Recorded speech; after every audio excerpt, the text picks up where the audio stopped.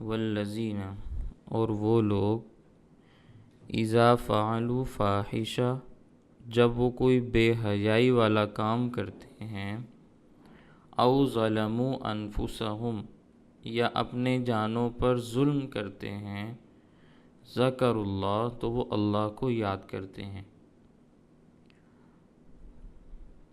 فاستغفروا لذنوبہم، پھر وہ اپنے گناہوں کے لیے معافی بھی مانگتے ہیں، وَمَن يَغْفِرُ الذُّنُوبَ، اور کون گناہوں کو بخشتا ہے، إِلَّا اللہ، سوائے اللہ کے، وَلَمْ يُصِرُّوا، اور وہ نہیں اصرار کرتے، عَلَى مَا فَعَلُوا، اس کام پر جو انہوں نے کیا، وَهُمْ يَعْلَمُونَ، حالانکہ وہ جانتے ہیں، اولئک، یہ وہ لوگ ہیں، جزاؤہم مغفرۃ، کہ ان کا بدلہ ان کی بخشش ہے، من ربہم، ان کے رب کی جانب سے، وجنات، اور باغات ہیں، تجری من تحتها الانہار، جن کے نیچے نہریں بہہ رہی ہیں، ایسے باغات جن کے نیچے نہریں بہہ رہی ہیں، خالدین فیہا، یہ ان میں ہمیشہ ہمیشہ رہیں گے، وَنِعْمَ أَجْرُ الْعَامِلِينَ، اور یہ بہت ہی عمدہ بدلہ ہے عمل کرنے والوں کے لیے، عمل کرنے والوں کے لیے یہ بہت عمدہ بدلہ ہے، قد خلت من قبلکم، یقیناً گزر چکے ہیں تم سے پہلے، سنن، بہت سارے طریقے، فسیروا فی الارض، تو تم چلو پھرو زمین میں، سیر کرو، سیاحت کرو زمین میں، فانظروا، پھر دیکھو، کیف کان عاقبۃ المکذبین، کیسا انجام ہوا تھا جھٹلانے والوں کا، ھذا بیان للناس، یہ قرآن کریم لوگوں کو بیان کرنے کے لیے ہے، وہدن، اور یہ ہدایت ہے، وموعظۃ، اور یہ نصیحت ہے، للمتقین، پرہیزگاروں کے لیے، ولا تہنوا، اور تم سستی نہ دکھاؤ، ولا تحزنوا، اور غم بھی نہ کرو، وانتم الاعلون، تم ہی غالب رہو گے، ان کنتم مؤمنین، اگر تم ایمان والے ہوئے۔ پچھلی آیات میں اللہ تعالیٰ نے متقین کے چند اوصاف کا تذکرہ کیا تھا، اور وہ اوصاف یہ تھے کہ وہ راحت اور آرام میں بھی اور دکھ اور تکلیف کی حالت میں بھی اللہ کے راستے میں خرچ کرتے ہیں۔ پھر یہ بھی بات بیان کی گئی تھی کہ وہ غصے کو بھی پی جاتے ہیں جہاں غصہ پینا جائز ہوتا ہے، لوگوں کے ساتھ درگزر والا معاملہ بھی کرتے ہیں، اور اگر کبھی ان سے غلطی ہو جائے تو وہ اپنی خطا کو تسلیم بھی کرتے ہیں۔ اللہ تعالیٰ ایسے افراد کو پسند بھی فرماتے ہیں۔ پچھلی آیات میں یہ باتیں بیان کی گئی تھیں۔ آگے بھی اللہ تعالیٰ نے انہی پرہیزگاروں کا تذکرہ فرمایا ہے، انہی کے اوصاف کا ذکر ہے، انہی کے اوصاف کا تذکرہ ہے۔ اللہ تعالیٰ نے فرمایا والذین اذا فعلوا فاحشہ، یہ وہ لوگ ہیں کہ جب ان سے کوئی بے حیائی والا کام ہو جاتا ہے، کوئی کبیرہ گناہ ہو جاتا ہے، او ظلموا انفسہم، یا اپنی جانوں پر یہ کوئی ظلم کر لیتے ہیں، یعنی ان سے کوئی صغیرہ گناہ ہو جاتا ہے، فعلوا فاحشہ، اس سے کبیرہ گناہ مراد ہے، او ظلموا انفسہم، ظلموا انفسہم سے صغیرہ گناہ مراد ہے، ان سے کسی قسم کا بھی گناہ ہو، وہ بڑا گناہ ہو یا چھوٹا گناہ ہو، اس کا تعلق فاحشہ سے ہو یا ظلم سے ہو، ظلموں سے ہو، ذکر اللہ تو وہ اللہ کو یاد کرتے ہیں، کسی حال میں بھی وہ اللہ سے غافل نہیں رہتے۔ اگر ان سے کوئی گناہ ہو جاتا ہے تو وہ ندامت کا اظہار کرتے ہیں، فوراً اللہ کے خوف سے اللہ کو یاد کرنا شروع کر دیتے ہیں، اللہ سے معافی مانگ لیتے ہیں۔ فاستغفروا لذنوبہم، اللہ سے اپنے گناہوں کے لیے معافی مانگتے ہیں کہ اے پروردگار ہم سے گناہ ہو گیا، آپ ہمیں معاف فرما دیجئے۔ تو اللہ تعالیٰ فرماتے ہیں وَمَن يَغْفِرُ الذُّنُوبَ إِلَّا اللَّهُ، تو ایسے گناہ گاروں کے گناہوں کو اللہ کے سوا کون ہے جو معاف کرے؟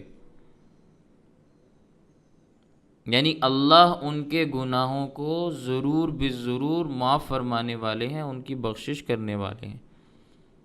غافر الذنوب ہیں، گناہوں کو مٹانے والے ہیں، ختم کرنے والے ہیں۔ پھر ان پرہیزگاروں کی ایک خوبی یہ بھی ہے وَلَمْ يُصِرُّوا عَلَى مَا فَعَلُوا،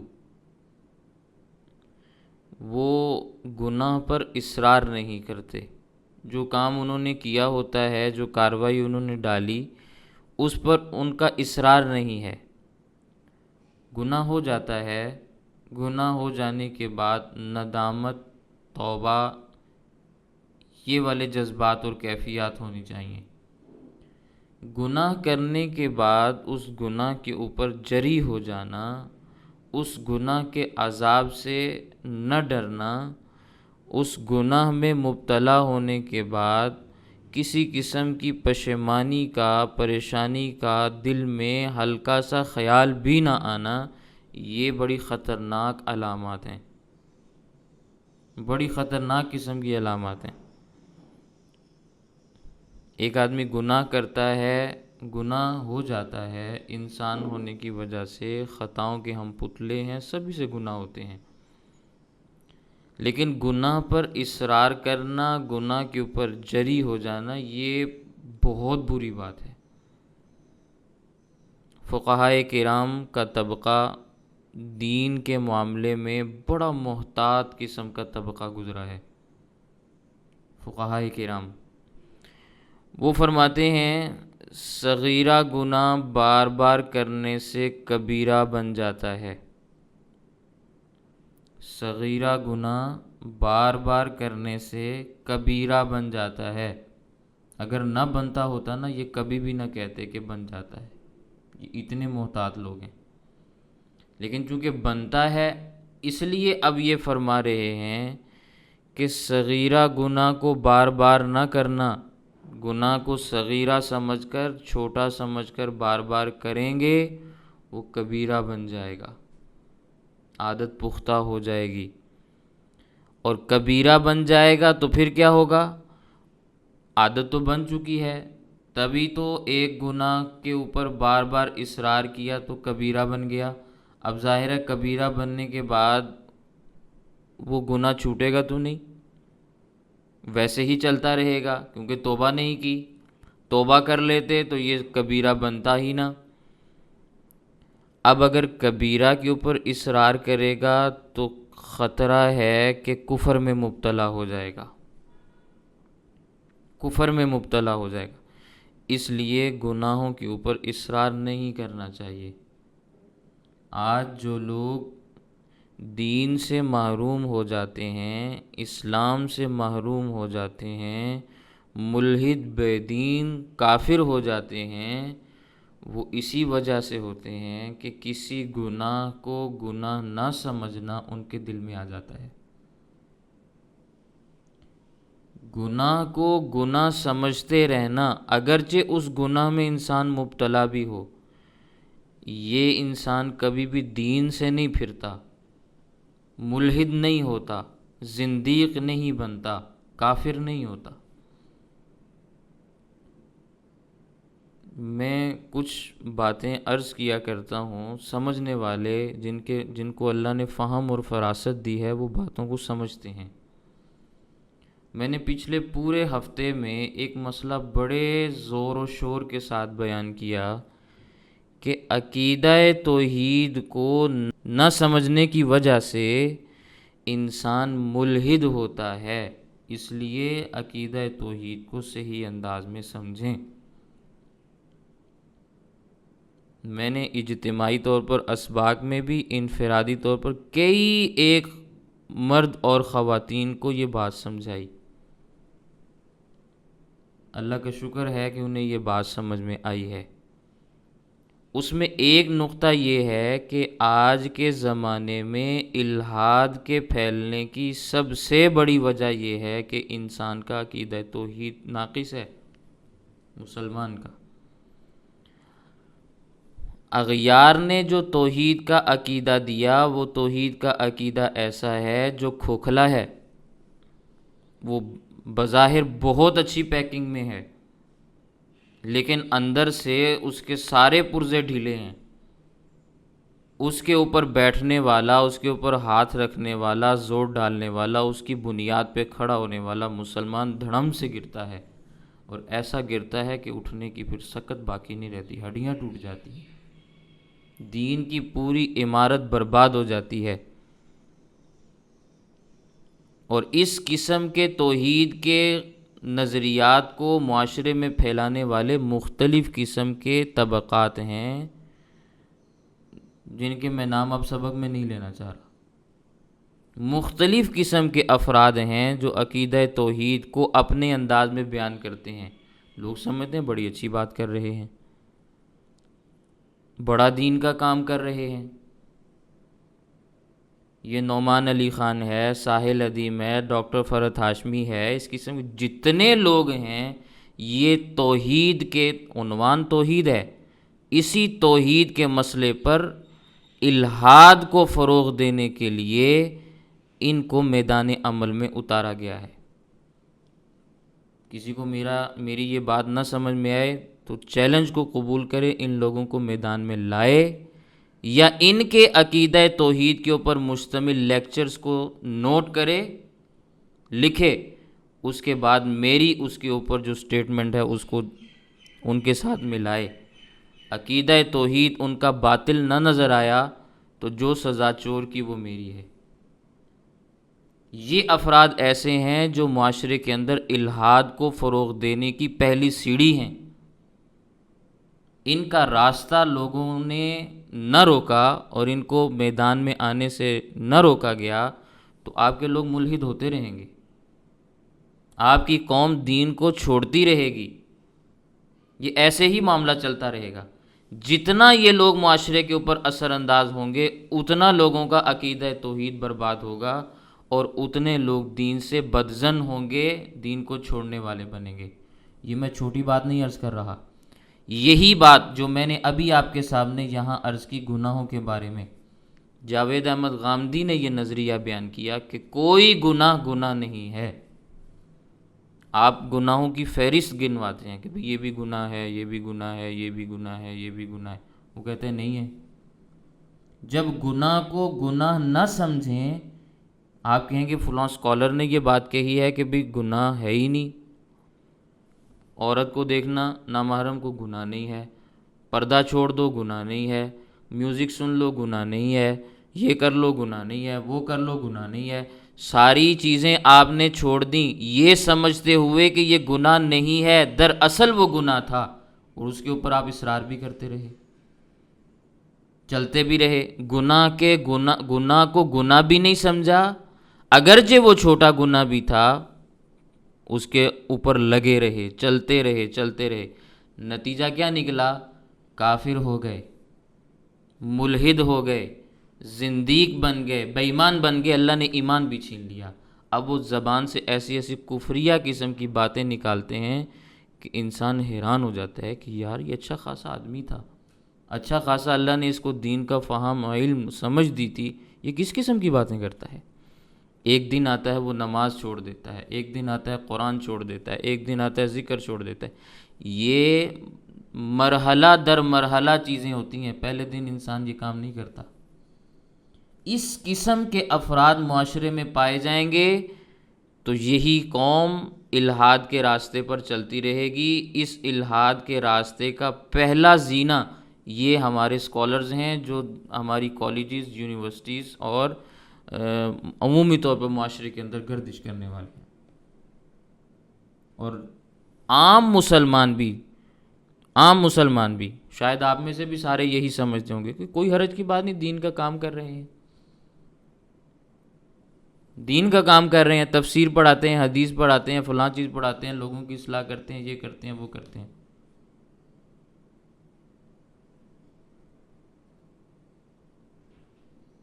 لیکن یہ ذمہ دار طبقہ ہے الحاد کو پھیلانے کا۔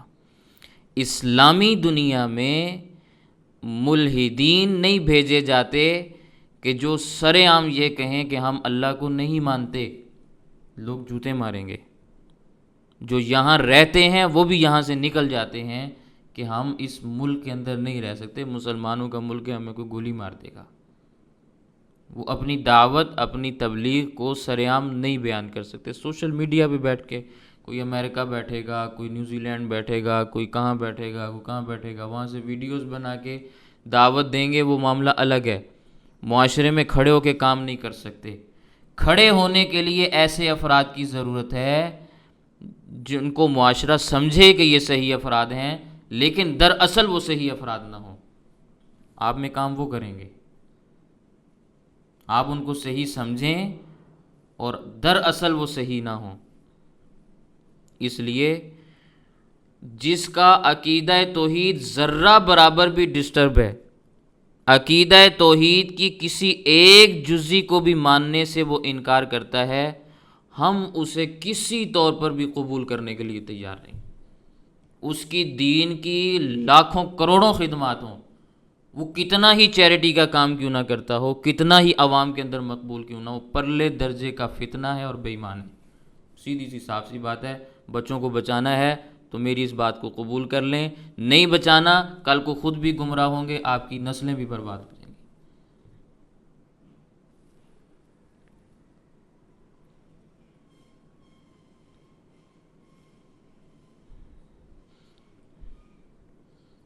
انہوں نے یہ بات لکھی ہے کہ لوگ اس طبقے کو اس لیے سنتے ہیں کہ اچھی بات بتاتے ہیں۔ اچھی بات آپ کو کافر بھی بتائے گا۔ دنیا کا کوئی کافر بھی آپ کے سامنے آ کر جھگڑے کی بات نہیں کرتا، اکساتا نہیں ہے، لڑائی نہیں کرتا، امن کا درس دیتے ہیں کہ نہیں دیتے؟ اچھائی کا درس دیتے ہیں، انسانیت کی بھلائی کا درس دیتے ہیں، سارے کام وہ کرتے ہیں۔ زبانیں بھی بڑی میٹھی ہوتی ہیں، پیسہ بھی دیتے ہیں، سب کچھ کرتے ہیں، تو پھر کافروں کی بات مان لیں۔ کسی بھی فرد کو اس انداز میں جج نہیں کیا جا سکتا مذہبی حوالے سے کہ وہ امت کے مذہبی فرائض کا فریضہ سر انجام دے، مذہب کی باغ دوڑ اس کے ہاتھ میں ہو اور اس کا عقیدہ مفقود ہو، ناپید ہو، یا اس کا عقیدہ ایسا ہو جو پتہ ہی نہ ہو کسی کو کہ کس عقیدے کا حامل انسان ہے۔ جو اس قسم کا آدمی ہو کہ جس کے عقائد آپ کے علم میں نہ ہوں، وہ اچھائی کی ایک نہیں 1,00,000 باتیں بھی کریں، وہ سب گٹر ہیں، گندگی کا ڈھیر ہیں۔ انہی اچھائیوں کو دکھا دکھا کے تو لوگ اپنا مال فروخت کرنے کے لیے ٹائٹل بہت پیارا بناتے ہیں کہ نہیں بناتے؟ خنزیر کا گوشت بیچنے کے لیے بکرے کی تصویر لگاتے ہیں، شراب کو بیچنے کے لیے کوکو کولا کا لیبل لگاتے ہیں، تو کیا اس سے اندر والی چیز وہی بن جاتی ہے جس کا باہر لیبل لگا ہوا ہے یا نام لکھا ہوا ہے؟ نہیں ہوتی۔ یہ پھنسانے کے، جال میں کھینچنے کے طریقے ہوتے ہیں۔ جائیں قادیانیوں کے پاس، ان کے پاس جانے والا کوئی بھی بندہ ان سے متاثر ہوئے بغیر کبھی بھی واپس نہیں آتا کہ واپس آ کر ان کی تعریف نہ کرے۔ کسی مسلمان کو بھیج دیں، آپ جس کو بہت قوی الایمان سمجھتے ہیں ذرا اس کو بھیجیں ان کے پاس، جس کے بارے میں آپ یہ سمجھتے ہیں نا کہ یہ ڈگمگائے گا نہیں، ہلے گا نہیں، اس کو بھیجیں۔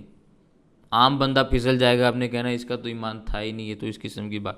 ایمان والے کو بھیجیں، واپس آ کر اگر وہ بھی ان کے اخلاق کی تعریف نہ کرے، ان کی اچھائیاں بیان نہ کرے، تو میں مجرم ہوں، لیکن اس کا کیا مطلب ہے کہ ان کا مذہب قبول کر لیا جائے؟ اچھی بات کرتے ہیں۔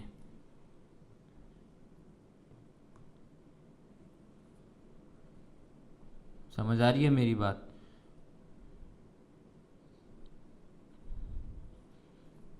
یہ چیزیں سمجھنے سے تعلق رکھتی ہیں۔ سمجھیں گے تو فتنوں کا ادراک کرنا سمجھ میں آئے گا، پتہ چلے گا کہ کون سی چیز فتنہ ہے، کون سی چیز فتنہ نہیں۔ آپ نے جب کسی چیز سے اپنے آپ کو بچانا ہے تو آپ کو کچھ کرنا پڑے گا۔ جس چیز سے خرابی پیدا ہوتی ہے اس سے بچاؤ کی تدابیر سوچنی پڑیں گی، کرنی پڑیں گی، پھر بچیں گے، ورنہ نہیں بچ سکتے۔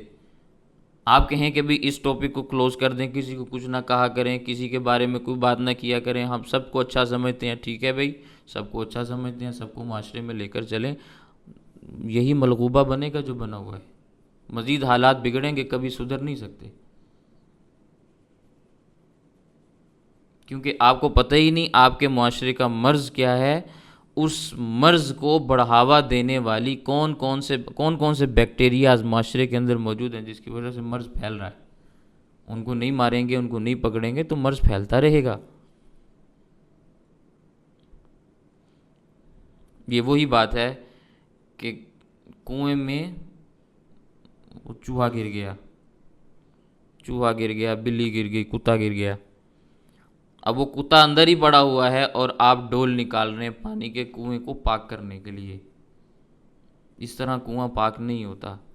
آپ اصلاح کی جتنی بھی تحریکیں معاشرے کے اندر چلا لیں گے، کتا اندر جو مرا ہوا گرا ہوا ہے، جب تک وہ باہر نہیں نکالیں گے آپ کے معاشرے کے اندر اصلاح کا کام نہیں چل سکتا، لوگ مصلح نہیں بن سکتے، اصلاح نہیں ہو سکتی۔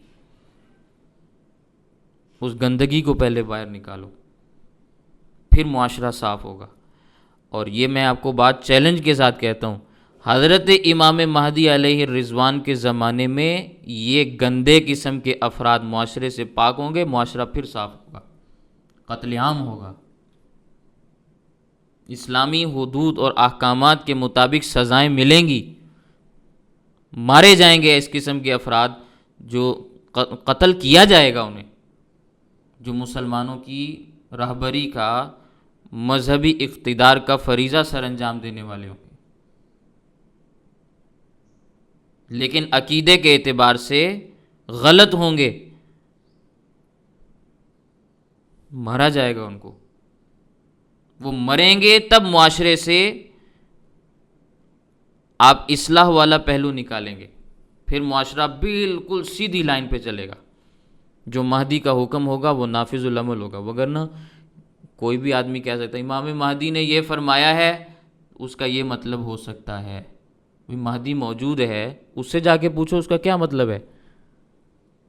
تو حضرت امام مہدی علیہ رضوان خلیفۃ المسلمین ہونے کے ناطے ایسے افراد کا قتل عام کروائیں گے، اور ہوگا قتل عام، مارا جائے گا اس قسم کے افراد کو جو دین کی تشریحات کو اپنی مرضی کے مطابق کرتے ہوں گے۔ اس قسم کے لوگ مار دیے جائیں گے، نتیجہ یہ نکلے گا کہ جو احکامات ان کی جانب سے آئیں گے، جیسے وہ فرمائیں گے ویسے کیا جائے گا، کوئی چون چنانچہ اگر مگر کی کوئی بات نہیں ہے، سیدھی سیدھی بات۔ تو یہ بات میں نے کہاں سے شروع کی کہ گناہ کو گناہ سمجھنا ہے۔ آپ گناہ کا کانسیپٹ ہی دماغ سے نکال دیں کہ یہ 3-4 چیزیں ہیں، اس کے علاوہ کوئی چیز گناہ ہی نہیں، یہ نظریہ آپ نے رکھ لیا، اب آپ کسی چیز کو گناہ سمجھتے ہی نہیں۔ پھر آپ کہیں کہ بھی ہم کفر کی حد تک چلے گئے، ہم یہاں تک پہنچ گئے، ہمارا معاشرہ اتنا گندا ہو گیا، اب لوگ کوئی فرق نہیں کر پا رہے۔ کیوں نہیں کر پا رہے بھئی؟ ان کے مذہبی رہنما دیکھو کون ہے، یہ کس کو سنتے ہیں، کس کی بات کو فالو کرتے ہیں، دیکھو ذرا ان کی طرف۔ اس نہج تک لانے والے، اس منزل تک پہنچانے والے وہ افراد ہیں۔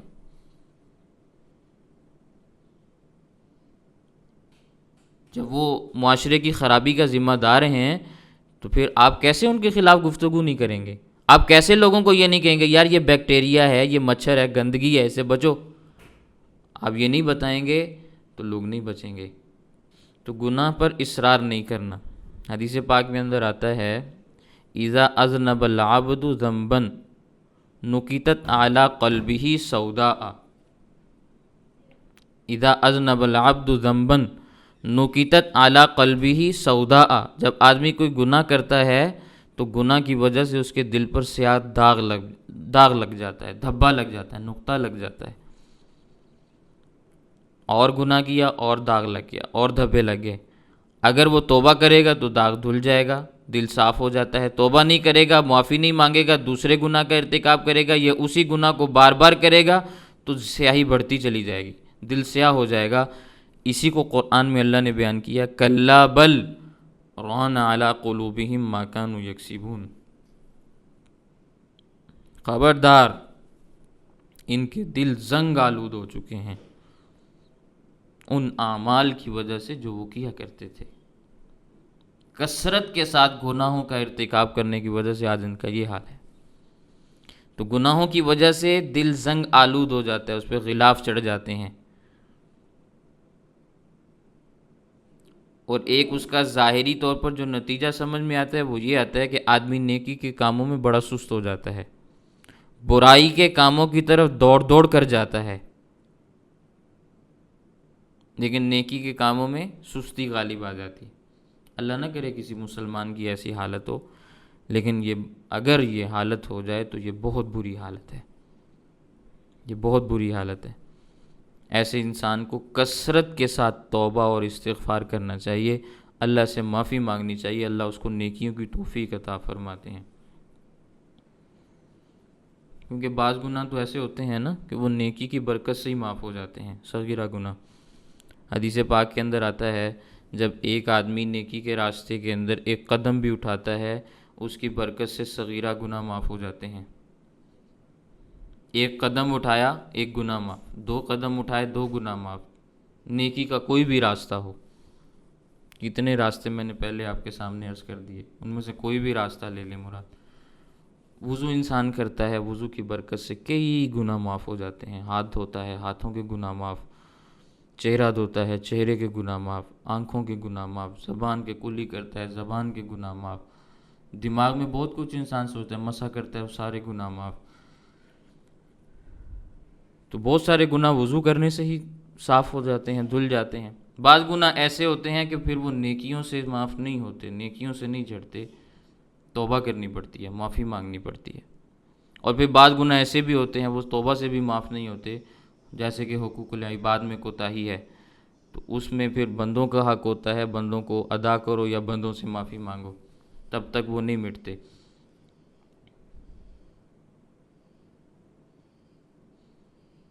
لیکن ایک بات میں آپ کے سامنے اور بھی عرض کروں، کچھ حقوق اللہ ایسے ہیں کہ اگر انسان ان کے معاملے میں توبہ کرے، اللہ سے معافی مانگے، اللہ پھر بھی معاف نہیں کرتے۔ مثال کے طور پر بالغ ہو جانے کے بعد کسی مرد یا عورت کے ذمے نماز یا روزہ، چاہے ایک ہی کیوں نہ ہو، ایک ہو یا 1 کروڑ ہو، اس سے کوئی مطلب نہیں، توبہ کرنے سے وہ معاف نہیں ہوں گے جب تک کہ ان کی قضا نہیں کریں گے۔ ہے یہ حقوق اللہ، نماز اللہ کے لیے پڑھی جاتی ہے، روزہ اللہ کے لیے رکھا جاتا ہے، مخلوق کا اس کے ساتھ کوئی تعلق نہیں، یہ حقوق اللہ ہے، لیکن یہ توبہ سے معاف نہیں ہوتے۔ اس پر تمام کے تمام ائمہ اربعہ، حضرت امام اعظم ابو حنیفہ، حضرت امام مالک، حضرت امام شافعی، امام احمد بن حنبل، اس کے علاوہ جتنے بھی فقہاء کرام ہیں اور جتنے بھی محدثین ہیں، امام بخاری، امام مسلم، سب کا 100% اتفاق ہے کہ نماز اگر چھوٹ جائے توبہ سے معاف نہیں ہے۔ اسی طرح اگر کسی کے ذمے ایک بھی روزہ رہتا ہے، ایک رہتا ہے یا 1000 رہتے ہیں، جتنے بھی رہتے ہیں، توبہ سے معاف نہیں ہوں گے، رکھنے پڑیں گے، حساب کرو، قضا کرو۔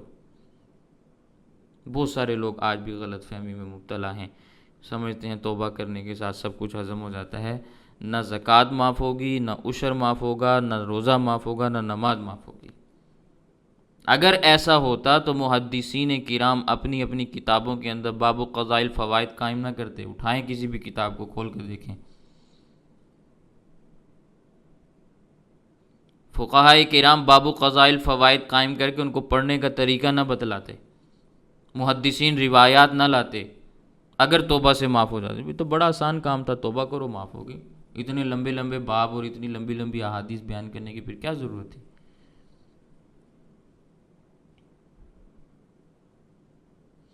تو یہ کچھ حقوق اللہ ہیں جو توبہ سے بھی معاف نہیں ہوتے، ادا کرنے پڑتے ہیں. اور بہت سارے حقوق العباد ہیں، بلکہ سارے حقوق العباد ایسے ہیں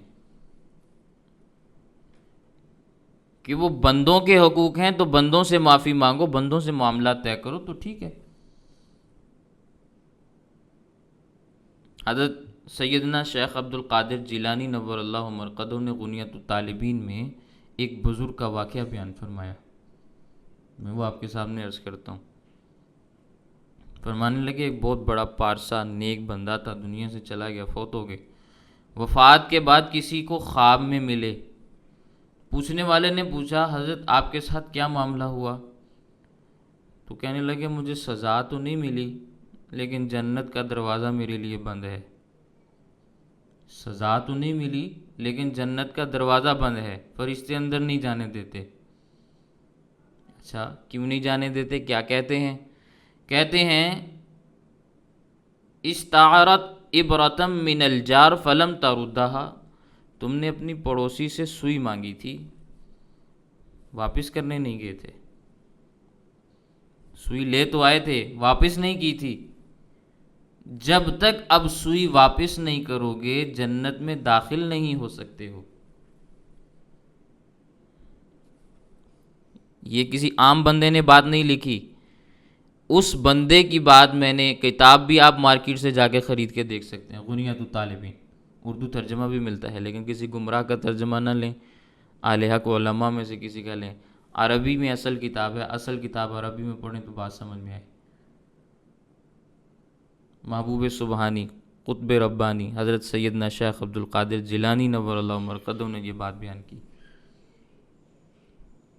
آج ہم سوئی کا معاملہ تو چھوڑیں، جائیدادیں، کارخانے، املاک، بیت المال کا سارا مال وہ ہضم کر جاتے ہیں، کوئی پرواہ ہی نہیں.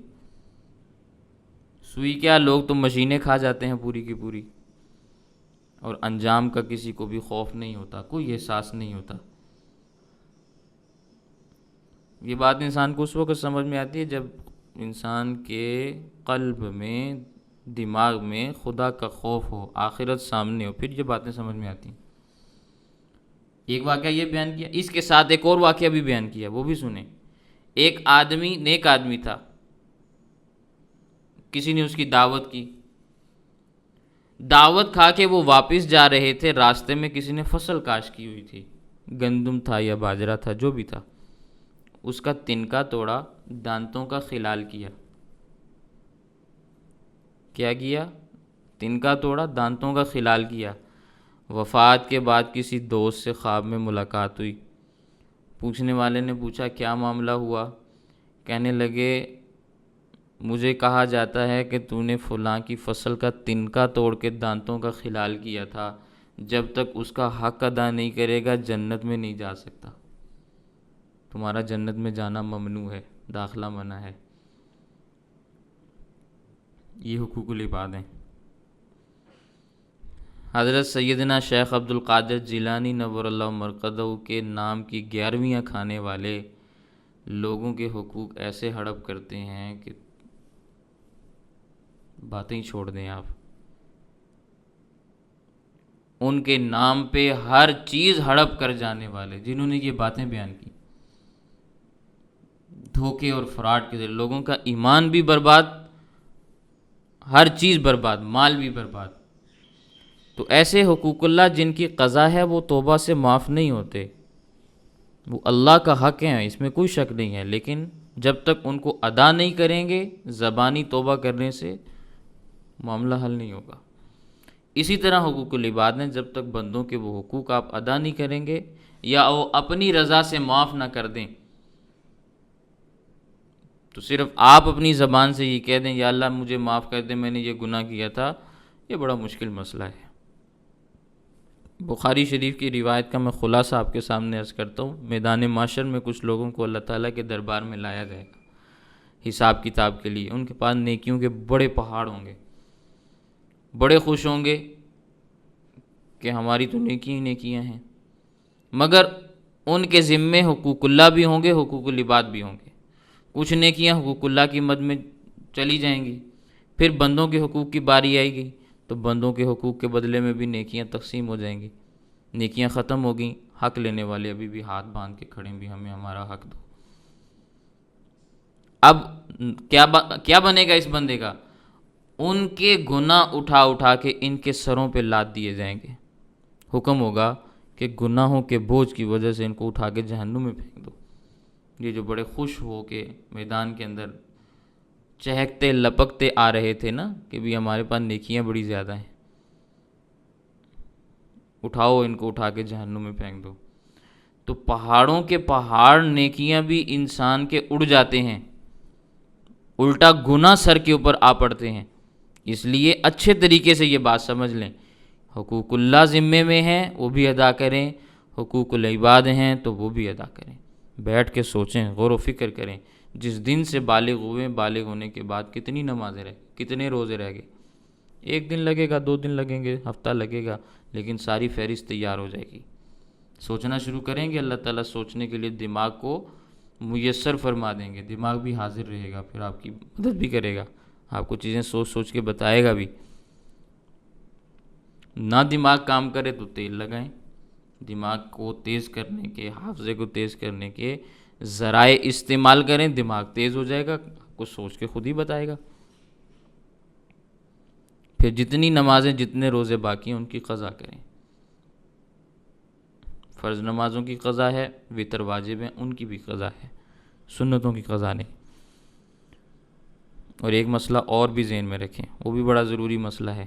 جس طرح وقتی نمازوں میں تعیین اور ترتیب ضروری ہے کہ یہ فجر کی نماز پڑھ رہا ہوں، یہ ظہر کی نماز پڑھ رہا ہوں، ترتیب کا مطلب یہ ہے کہ پہلے فجر ہے پھر ظہر ہے، ہفتے کی فجر پہلے ہے، اتوار کی فجر بعد میں ہے، اگلے دن آتی ہے نا جا کے۔ اسی طرح قضا نمازوں میں بھی تعیین اور ترتیب ضروری ہے کہ آپ کون سی نماز پڑھ رہے ہیں، فجر کی یا ظہر کی، اور یہ بھی تعیین کرنا ضروری ہے کہ پہلی پڑھ رہا ہوں یا دوسری پڑھ رہا ہوں۔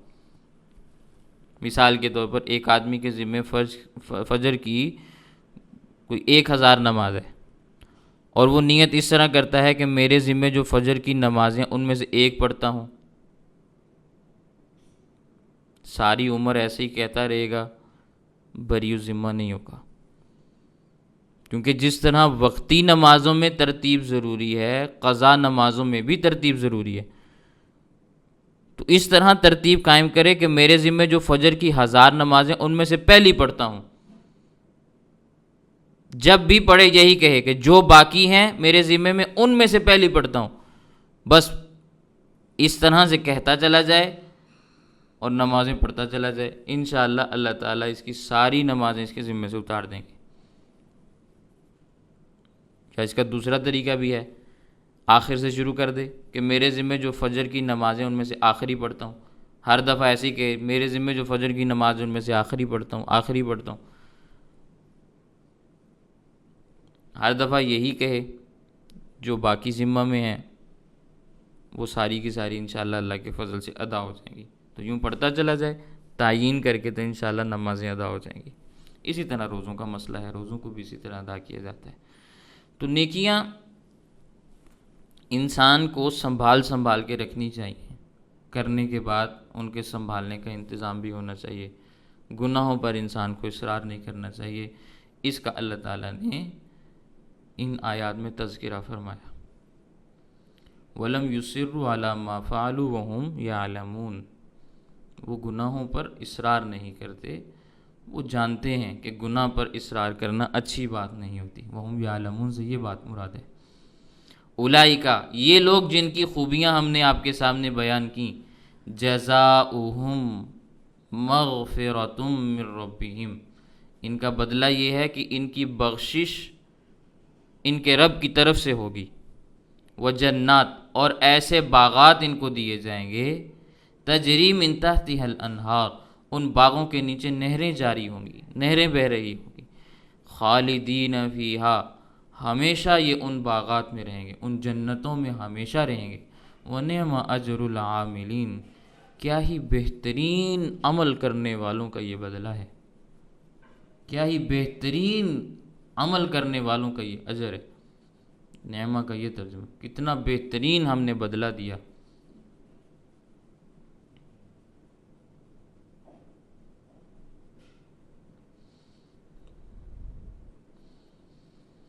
تو عمل سے چیزیں ملتی ہیں، بغیر عمل کے نہیں ملتی۔ وہ شعر بھی ہے نا، عمل سے زندگی بنتی ہے جنت بھی جہنم بھی، یہ خاکی اپنی فطرت میں نہ نوری ہے نہ ناری ہے۔ یہ عمل کے بغیر کچھ بھی نہیں ہے۔ فارسی کا ایک شاعر ہے، اس نے بھی بڑا اچھا شعر لکھا، کہنے لگے او بندے عمل سے غافل نہ ہونا، گندم بوؤ گے تو گندم کاٹو گے، جو بوو گے تو جو ہی کاٹو گے، جو بوئے گا وہ وہی کاٹے گا۔ آج ہماری حالت یہ ہے، ہم بوتے کچھ ہیں اور امید یہ لگا کے بیٹھے ہوتے ہیں کہ فلاں چیز ہمیں حاصل ہوگی۔ نہیں بھئی، جو بوو گے وہی کاٹو گے۔ نیکی کرنے کے لیے کوئی بھی تیار نہیں، اور سارے جنت میں جانے کے خواب سجا کے بیٹھے ہوئے ہیں، اور جنت پہ قبضے کی تیاریاں سب نے بڑے زور و شور کے ساتھ پکڑی ہوئی ہیں کہ بس جیسے ہی کوئی ایک آدھی رکاوٹ درمیان سے ہٹے تو آدھی جنت پہ فلاں کا قبضہ اور آدھی پہ فلاں کا۔ اس طرح کے ہمارے حالات ہیں۔ اپنے آباء و اجداد، اسلامی تاریخ، صحابہ کرام، نبی کریم صلی اللہ علیہ وسلم کے حالات کا ذرا موازنہ کریں، آپ کو بات سمجھ میں آئے گی۔ غزوہ احد میں مسلمانوں کو بڑی تکلیف ہوئی، بڑی پریشانی ہوئی، بڑی تکلیف اٹھانی پڑی، 70 صحابہ کرام شہید ہو گئے، چھوٹی تعداد نہیں ہے۔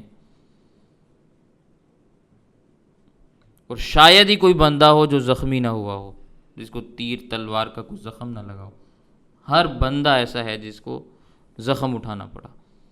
خود نبی کریم صلی اللہ علیہ وسلم کے دانت مبارک شہید ہو گئے، چہرہ اقدس زخمی ہو گیا۔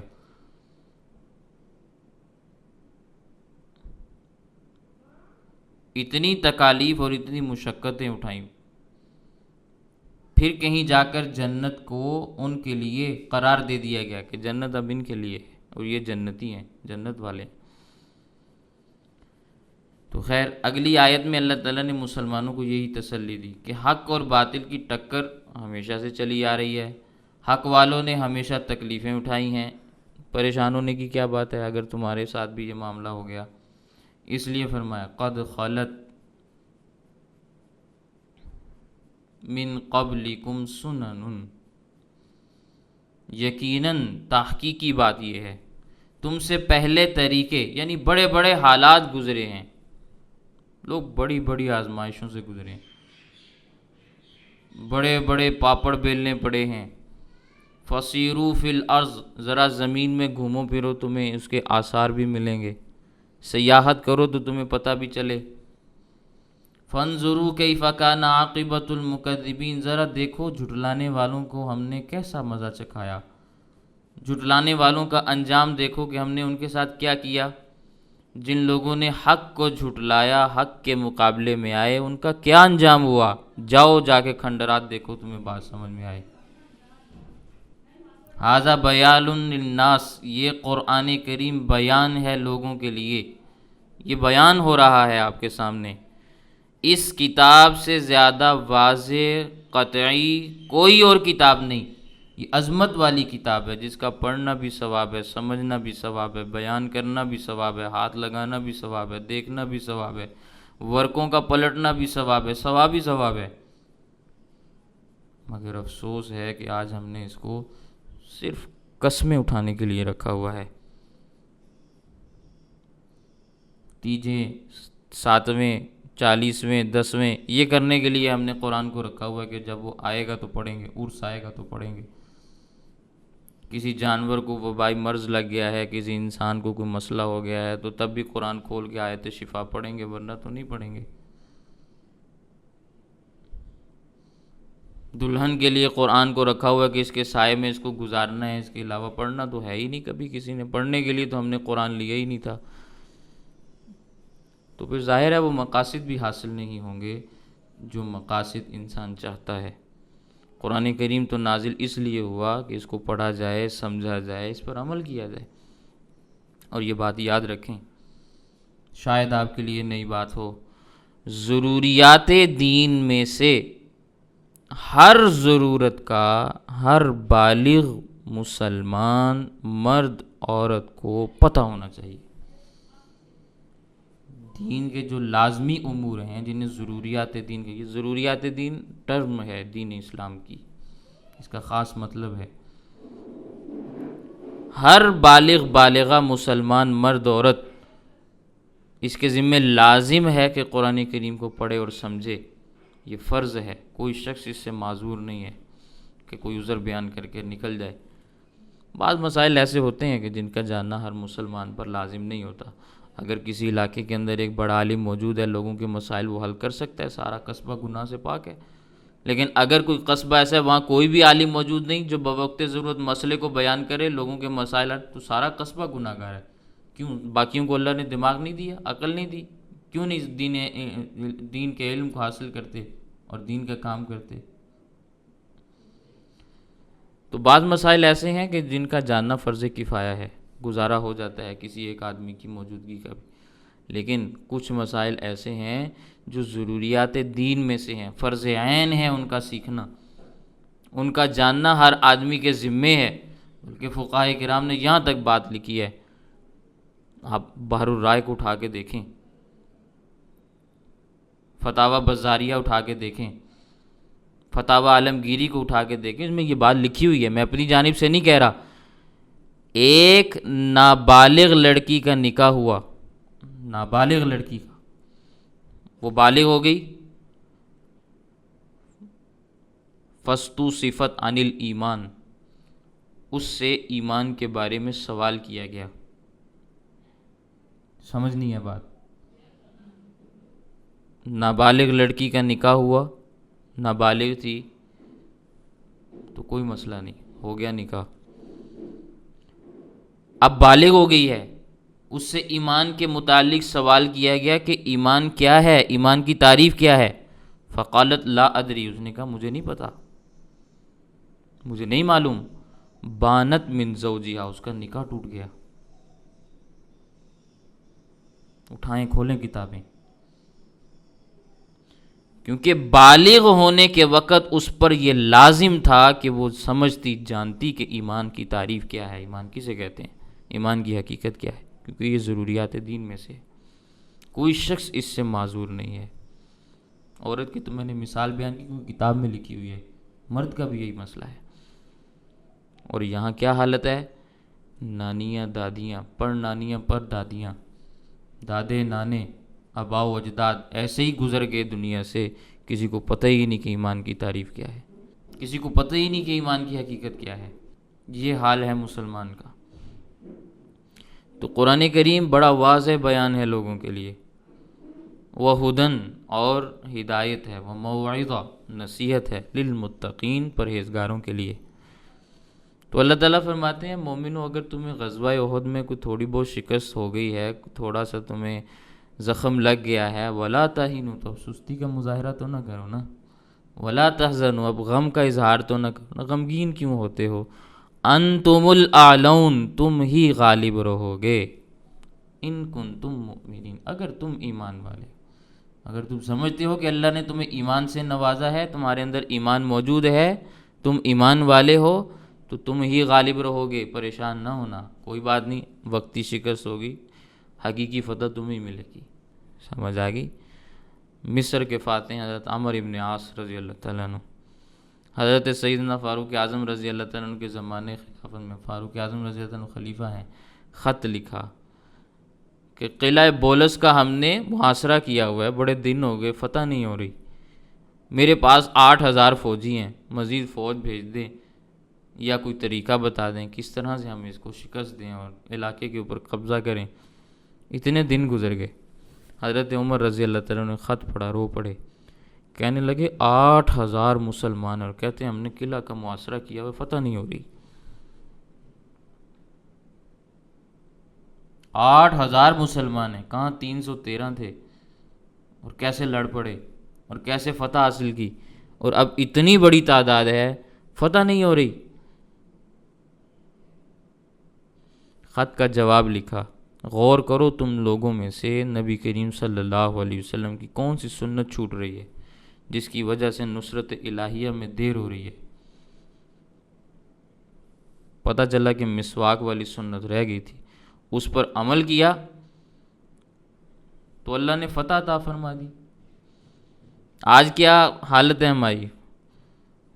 سنتوں کو آپ چھوڑیں، واجبات اور فرائض یہ بھی غائب ہیں، زندگی میں عبادت نام کی چیز ہی کوئی نہیں، عبدیت کا کسی انداز میں اظہار ہی کوئی نہیں، فرعون بنے ہوئے۔ اپنی اپنی زندگی کا اگر محاصرہ کریں گے تو باتیں سمجھ میں آئیں گی۔ تو حضرت فاروق اعظم رضی اللہ عنہ نے فرمایا 8,000 تم ہو، 4,000 مزید افراد بھیجتا ہوں، تم 12,000 ہو جاؤ گے۔ جب 12,000 ہو جاؤ گے تو مومن اگر ایمان والے ہوں تو 12,000 کی تعداد اگر ان کی ہو جائے تو کبھی بھی قلت کی وجہ سے وہ شکست نہیں کھا سکتے۔ کوئی اور وجہ ہوگی تو ہوگی، لیکن اس وجہ سے کہ بندے تھوڑے تھے شکست ہو گئی، یہ نہیں ہو سکتا۔ 4,000 فوج میں کتنے افراد بھیجے؟ 4 آدمی۔ پہلے بھی میں نے آپ کے سامنے بات عرض کی، وہ 4,000 نہیں تھے، صرف 4 تھے، ایک بندہ ان میں 1,000 کے برابر تھا۔ وہ 4 کون تھے؟ حضرت زبیر ابن العوام، حضرت عبادہ ابن صامت، حضرت خارجہ ابن حذیفہ، حضرت حذیفہ ابن یمان رضی اللہ تعالیٰ عنہ اجمعین۔ یہ 4 افراد ہیں، 4,000 کہہ کر ان کو بھیجا ہے، 1,000 کے مقابلے میں ایک بندہ ہے۔ یہ ایمان کی طاقت اور قوت ہے جس کا اللہ نے قرآن میں بیان کیا، پچھلی آیات جو آپ کے سامنے گزری۔ تو اگر آج بھی مسلمان صحیح معنی میں مسلمان بن جائے تو یہ ایمان والا، ایک ایمان والا 1,000 کافروں کے مقابلے میں ہے، اور یہ ایک ایمان والا دراصل 1,000 ایمان والوں کے برابر ہے، کیونکہ اللہ کا فرمان بالکل سچا ہے۔ قرآن کریم میں جو اللہ نے بات ارشاد فرما دی وہ بالکل سچی اور سچی ہے، کوئی اس میں کسی قسم کا ابہام نہیں۔ تو بس دعا یہ کرنی چاہیے کہ اللہ تعالی ہمیں ایمان کی طاقت عطا فرما دے، ہمارے ایمان کو مضبوط کر دے۔ جو چیزیں ایمان کی تقویت کا ذریعہ اور سبب بنتی ہیں اللہ تعالی ہمیں وہ اپنانے کی توفیق عطا فرمائے، اور جو چیز یا جن چیزوں سے ایمان میں کمزوری آتی ہے اللہ تعالی ان ساری کی ساری چیزوں سے ہماری حفاظت فرمائے۔ وآخر دعوانا الحمدللہ رب العالمین۔ کسی کا کوئی سوال ہے تو وہ بتا دیں۔